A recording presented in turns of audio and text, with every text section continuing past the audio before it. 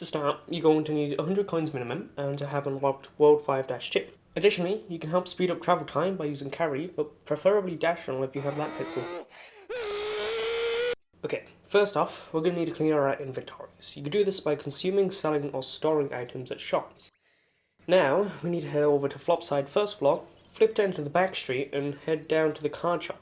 And we're going to buy as many catch card SPs from our good buddy Fondest here. Now we've got some catch cards, we can go to important things and use the return pipe. Fleeting back to Flipside, we can head over to the line of Cragnons. Specifically, we're going to want to enter chapter 5-2. As soon as we get in, we're going to want to flip to bypass all the enemies in this room and reach to the star door on the other end. Once again, we're going to flip and continue heading to the right until we reach the flipped squishy pink thing and flip back to duty. Next, you're going to want to kill these 3 enemies. I'll explain why in a bit, but trust me, it'll save you so much trouble. After that, we want to go through this final door. Now comes the cool part. After jumping over the pit, we're going to want to flip about in the middle of this TV thing.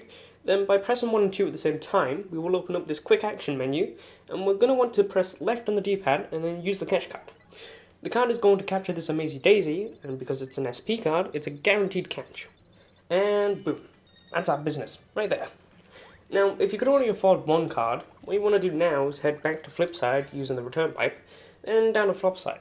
If you don't have the Flipside to Flopside pipe yet, I really recommend buying it, as it's rather useful for us. You can find it from this fella by flipping on Flopside's second floor. It'll cost you 300 coins, but it's worthwhile investment. Anyhow, we want to sell your card to Fondest on the first floor, and then buy back more catch cards. Be careful to remember that you can only store up to 900 coins at once though, so don't sell a card if you have 700 or more coins, since you will lose those coins. Anyhow, there's a cool strat we can use to multiply this quickly. After catching the Daisy, we can exit out of this room and go back left. Jumping over the first pipe, we want to go down the second pipe, and then leave as soon as possible. Why? Well, let's head back to that Amazing Daisy, and we can see that when we flip, it has returned, and we can catch it again. Hooray!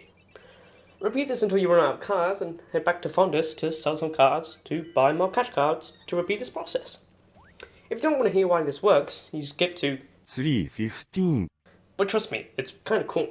The way SPM loads in D-Lord's room is basically textbook. We can think of it this way.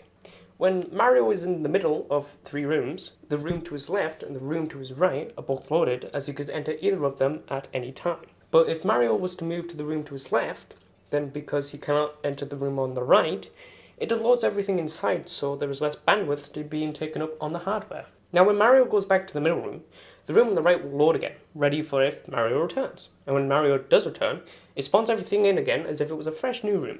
And this is why the Amazing Daisy come back, every time. Remember how I said to kill those 3 enemies earlier? Well, because no matter where Mario is, the middle room will always be loaded, meaning these 3 enemies will never respawn, and let us simply run back and forth without an issue. Pretty cool, eh? But now comes the mundane, grueling part of all of this. After collecting 17 Amazing Daisy cards, although I recommend collecting 20 or 21, so you can have enough to buy more cards after all of this, you want to sell some cards to make sure that you have more than 500.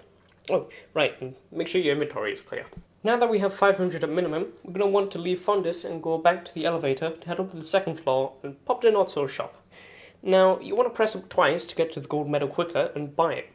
Because we can only carry up to 999 coins at a time, this makes this process a very, very, very long process, as we can only buy 1 at a time. Now that we've spent a good 20 minutes buying 10 gold medals, we're going to want to use the return pipe once more and head all the way back to World 1-3. This last block on the right is going to have a speed flower, a cool feature which will speed up time, movement, and also triple point in coin income. I think you know where this is going. Quickly grab the flower, then pressing 1 and 2 at the same time to bring up the action menu. You've got about 20 seconds to use all the gold medals to triple the amount of points you gain from them. And after all that, the payday rolls in. Typically, you gain about 10,000 points for every gold medal you use, which for a full inventory would mean 100,000 points. That's already a lot of points, but adding the times 3 you get from the quick flower gives you a whopping 300,000 points. And most regular playthroughs won't be seeing users get past like level 26 or something, meaning they could be leveling up twice at once from this. So yeah. Because this is a coin farm as well, you could easily breeze through purchases if you want to make recipes, or buy maps, or gamble, but that's up to you. Enjoy your new economy crippling money making method.